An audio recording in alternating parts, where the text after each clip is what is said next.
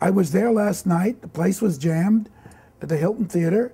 People stood up when the ensemble came out, even before the principals.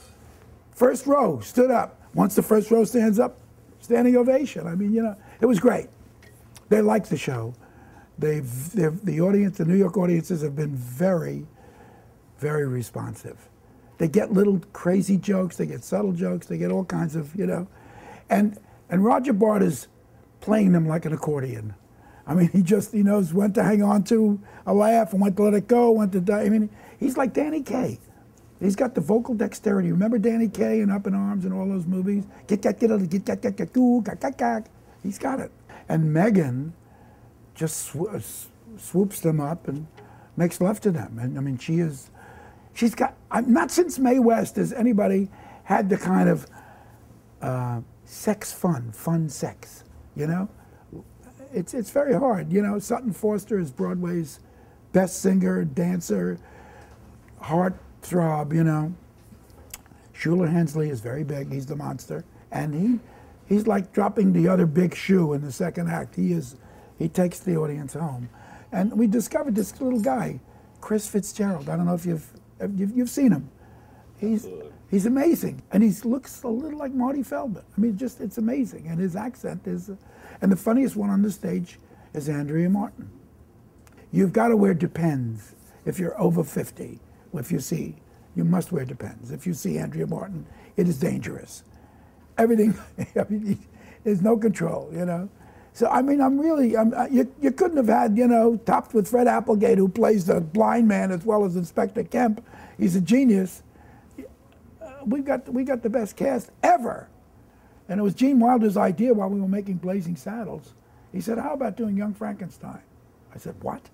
He said, you know, young Freddie Frankenstein, who decides he hates his grandfather's, and he changes his name to Frankenstein. I said, I love it. And he doesn't want to be, I said, but the blood comes up. It comes through. He is a von Frankenstein. He said, yeah. So I said, okay, let's do that. The film is the film, and they never were intended to sing or dance or do any kind of production number or spectacle. And a Broadway musical means, you know, they got to sing and dance, and they got to really be good at both. And then they got to be funny, too. I knew Roger was funny because he played that very gay Carmen Gia in The Producers. And so I knew Roger had it. But, you know, and I saw Megan Mullally on Will and Grace, but that's a television show. It's funny, quote funny, but it's not devastatingly funny like you have to be on Broadway. But she had it. She's a combination, I tell you, of Ethel Merman, Mae West, and there's a touch of Vivian Leigh. There's something very beautiful and haughty English about her that's gorgeous, you know? I mean, I'm so sorry she's married. But anyway, she's married to a nice guy, too, Nick. But I love my cast, you know? And I've made love to my cast. Andrea will tell you at the Dixie Hotel, 3 times a week, we just go at it. Now, there is no more Dixie Hotel, is there? I think they tore it down. I'm sorry, Andrea. I'm sorry. We'll have to find another place. What makes me laugh is the individual spin that these wacky performers will put on a line. So every night they'll change something. And I don't know if they do it to tease me or they do it to, you know, but they're all very creative, and they'll come from a very strange place to land the joke, which I never intended, but I'm very happy to receive, you know. The first one I ever saw was a show called, and I think it set my mind to be in theater right then. I was 9 years old, and I saw William Gaxton and Ethel Merman in a Cole Porter show called Anything Goes. And I said, and it got split notices. They don't know. The critics never know. Time is the only judge, you know. Some liked it, some didn't. Now it's a legendary Cole Porter musical. And they didn't like some of it. Some of the critics didn't like the title song, Anything Goes. In olden days, a bit of stocking was looked on as something shocking, but heaven knows anything goes. I mean, such music. You're the top. I mean, all through the night, the beautiful, incredible songs, incredible performances. I sat in the last seat, in the last row of the balcony, with my Uncle Joe, the cab driver, who got a free ticket because he used to take the doorman home in his taxi. And Ethel Merman was a mile away, and I thought she was a little too loud. You know, that's what power she had. And it was a great experience. It imprinted itself on my mind, and it took me a long time to get back to musical theater. A very long time. It took me about 50 years, but I started writing songs immediately, right after that. You know, there were wonderful shows like Richard Rodgers, you know. When he was writing with Lorenz Hart, it was musical comedy. And he started writing with Oscar Hammerstein, who's a genius, you know, who wrote Showboat. I don't know. I mean, Oscar Hammerstein is a genius, but not the funniest guy on the block, you know? Not so many funny lyrics, like Larry Hart. So Richard Rodgers and Oscar Hammerstein started a new trend called musical drama.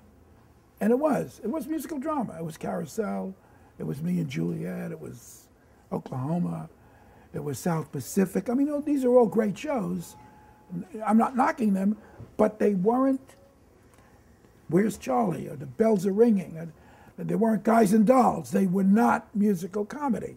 And it was 25 years before I came in with the producers with an old-fashioned, almost vaudeville, vulgar, silly, stupid, but brilliant show, I think, called The Producers. And we won, what, 12 Tonys? I mean, the most ever, you know. So there was obviously a hunger, a great hunger for old-fashioned musical comedy.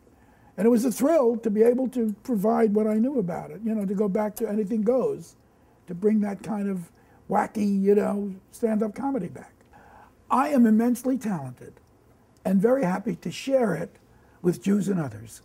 And and it's a thrill to be able to practice my craft, and especially on Broadway. And, you know, I'm kidding about immensely talented. I think I'm talented enough to please, to make people laugh and to make people, and some of my songs, to make people joyous and happy. I would say go there. You know, even if there's a little old lady in your way at the ticket booth, I'd push her on the side and I'd get that ticket. By the way, I'm kidding. The tickets are only $50 to $120. At the beginning, there were some premium seats for $400, and everybody's, I'm not going to pay $400. You never had to pay $400. If you were a student and you were a medical student, you paid $25 to sit in the first row. If you want to sit somewhere in the balcony, you pay $50. If you want to sit in the orchestra, you pay $100. You know. The prices are very good, they're very reasonable, and you know, people are not aware of it. They, you know, I don't know how many tickets are available, but I know there are some, you know. If they get it. This is a good time to buy. Because in April, all of the UK, all of England will come here.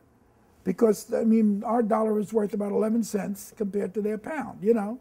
So they're going to take every seat up. I know that. I know there are tours, a big bus tour, you know, flights and stuff. Buses would be tough. You need a big ferry. You know, you could put the buses on a ferry, and you know. But I see their buses here. They're double deckers. They're red. You know. The public seems to want Blazing Saddles, but I don't know. I did a movie called Life Stinks about a billionaire who becomes a bum. It's very funny and it's very moving. I did the 12 Chairs, the chase for the diamonds in a chair, but, you know, which is really very emotional and very funny. You make a movie. You work very hard. It takes a year and a half to write it. It takes a year to film it and edit it, and maybe another couple of months to release it. You're waiting 2 years for your first laugh, you know. And then if it's you see it in the daytime, there's 3 people in the, you know, you go to the theater, whether it's a matinee or evening performance, the house is packed, you're paid in full, with laughter, with applause. I didn't get into it for money. I probably would have segued into hedge funds if I just wanted to get money. I went into it for the love of theater, for the love of comedy, for the love of music, and the love of the event, the experience. Broadway is your payment for suffering, for living, for enduring. I mean, Broadway is the best. There's nothing like a Broadway show. Nothing like a Broadway show.